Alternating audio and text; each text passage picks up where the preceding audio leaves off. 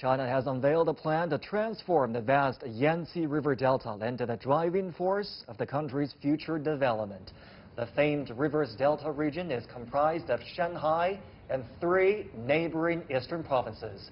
And according to a blueprint released Sunday, by 2025, the government will heavily invest in the science and innovation sectors and integrate the region's industries, infrastructure, environment, and public services. So what are some of the other key details of this ambitious plan? And against the backdrop of China's slowing GDP and ongoing trade tensions with the U.S., how important is this plan? Joining me for the discussion, Professor Gong from the University of International Business and Economics, and Victor Gao, Vice President of the Center for China and Globalization. Welcome to the program, gentlemen. For the viewers that are less familiar with this region, this is the region that encompasses the metropolis of Shanghai, of course, that is best known to everyone. And then there's the eastern provinces of Zhejiang, Jiangsu, and the province of Anhui. All these are vibrant, developed provincial economies on China's east coast. And people tend to zoom in on Shanghai and ask, how do they all fit into one plan? Professor Gong, let me start with you here. What do you think the role of Shanghai is in this plan? Well, in a sense, Shanghai plays the role of essentially a locomotive of the regional economy. Remember, this area is the most, I would say, the most vibrant part of China, and also is littered with major cities, large population. The railroad between Shanghai and Nanjing is probably the most traveled railroad in the world, I would say. Every 6-7 minutes there will be a train leaving Shanghai or Nanjing in either direction.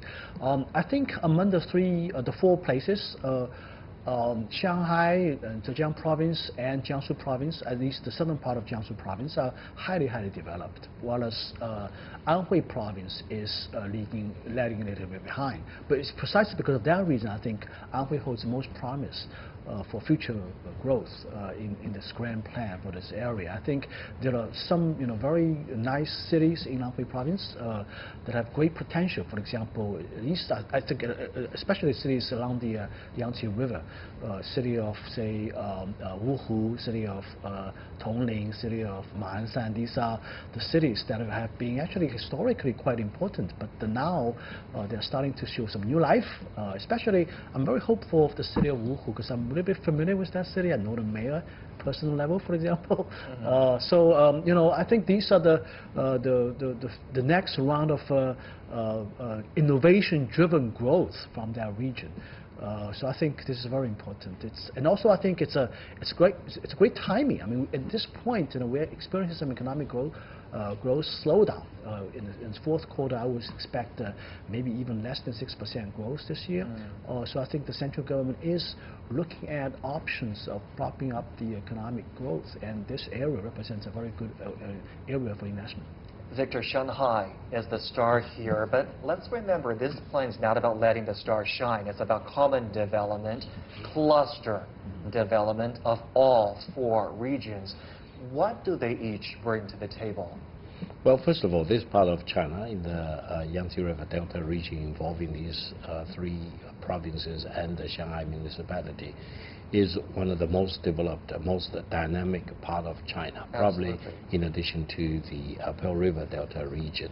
And historically speaking, this part is always very developed. Shanghai is a newcomer, of course. It started its development probably in the second half of the 19th century.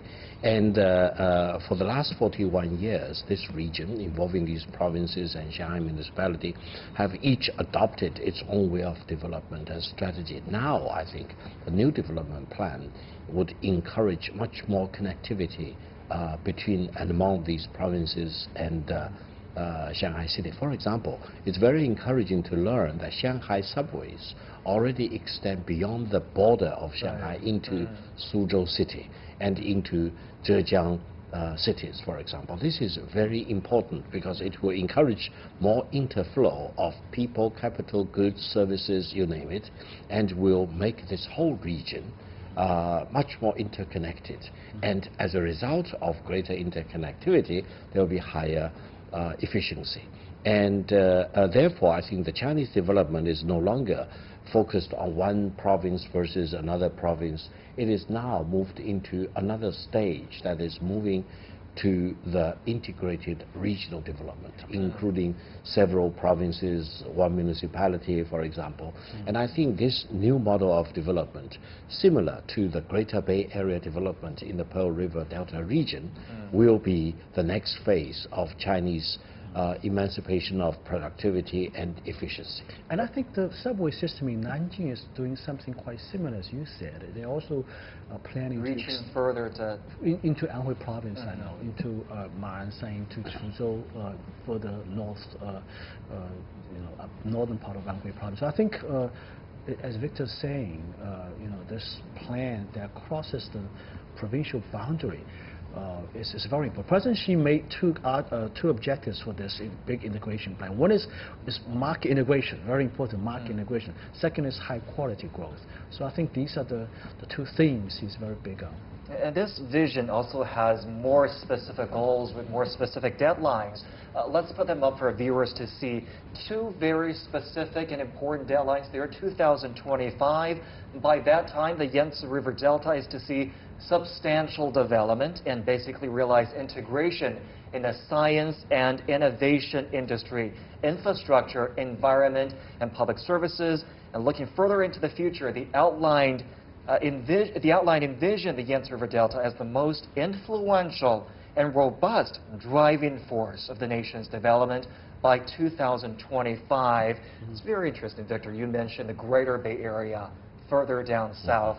Now, there are other integration visions in China, including the Greater Bay Area, now the Yangtze River Delta, and of course the Beijing-Tianjin-Hebei cluster.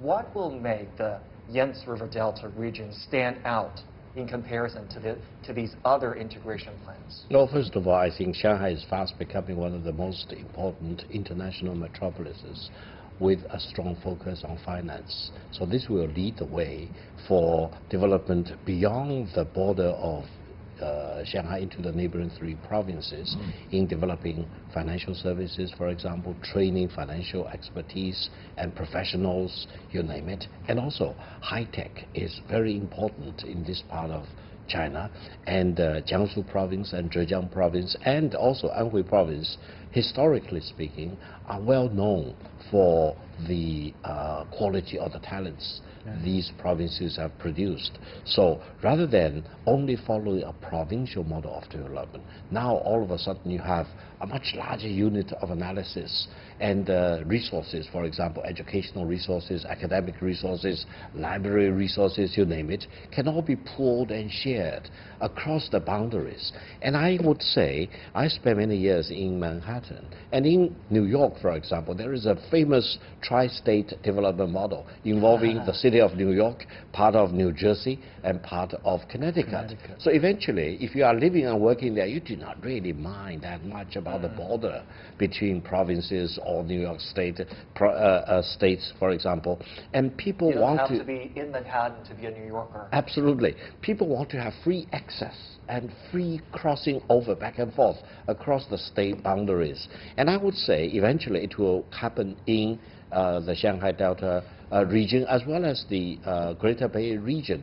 And I think it will really emancipate productivity and will encourage much more interflow and exchange of goods, services, talents, capital, for example, you name it. And it will really push the development into a greater level of dynamism. That's already taking shape as we speak. It should be interesting. So you ask about what stands out compared with other Delta areas, and I think one thing clearly stands out is its high education. You know, these three cities, Shanghai, Nanjing, and also Anhui's province, Hefei, they have some of the best universities in China and also have the most number of universities. Nanjing, for example, is probably the city that holds most universities in China, and also Zhejiang University is a highly prestigious university located in Hangzhou.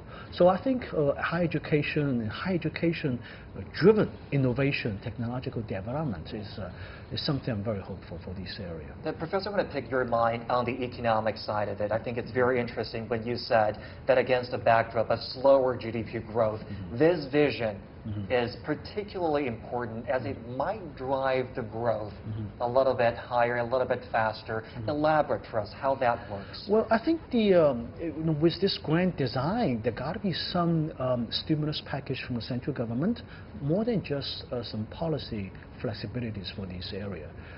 And I think it will come with it some big projects, mega projects that will be related to infrastructure, for example, the connectivities, and also fundings for these major universities. Setup of those important national laboratories, for example. All these things coming from the central government can be something that can really contribute to the future growth of this area. Before we go, very briefly from the both of you, we talked about how science and innovation will play a role in this, and the fact that the region has an abundance of universities is very crucial for talent nurturing. Why is science and innovation stressed in this ambitious blueprint? Absolutely. I think the future of the Chinese economic development cannot be achieved unless we put a premium on innovation and technological breakthroughs. And this is very much based on the quality of and increasing quality of education. Without technological breakthroughs and innovation, the Chinese development will only remain low quality. But with vigorous push for innovation and technological breakthroughs, we expect to really climb up higher and higher on the industrial ladder into probably the leading positions in the world. But that should be also a focus for the Greater Bay Area also, a lot of times dubbed the Silicon Valley of China. What would be the difference? Well, the Silicon Valley of China, I think, is definitely the corridor between Shanghai and Nanjing. This is the area I think where we see a lot of VC activities. There are actually three VC activity clustering areas in China. One is Beijing, one is the Shanghai Yangtze River Delta area, and also then is the Shenzhen area.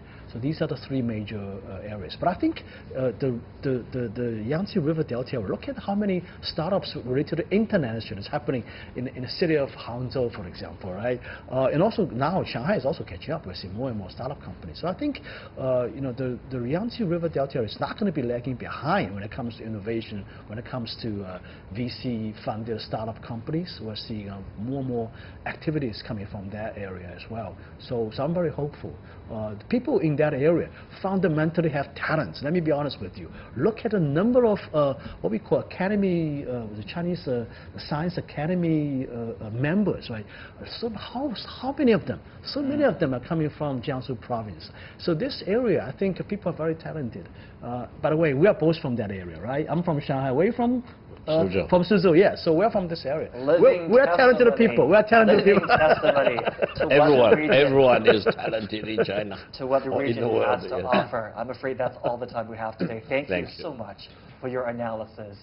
Professor Gong from the University of International Business and Economics, and Victor Gao, Vice President of the Center for China and Globalization. And that's all from this edition of The Point. As always, follow us on Facebook and Twitter using the handle The Point with LX. And download the CGTN app to watch our show on your mobile devices, or go to YouTube and look for CGTN The Point. Thank you for watching the program. You've got The Point.